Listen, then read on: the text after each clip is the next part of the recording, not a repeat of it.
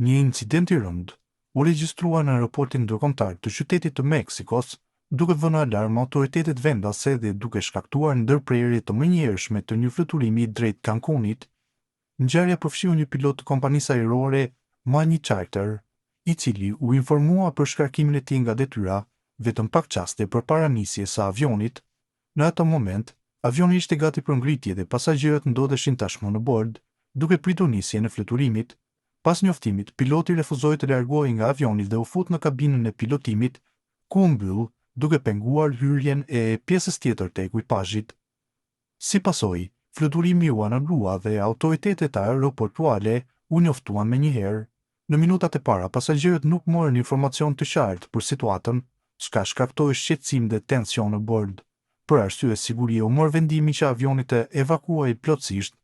Gjatë incidentit, piloti përdori sistemin e komunikimit të avionit për të dërguar mesazhe, ku shprehte kundërshtimin ndaj vendimit të kompanisë dhe kërkonte të komunikonte me përfaqësues të aeroportit dhe shërbimeve të mbrojtjes civile.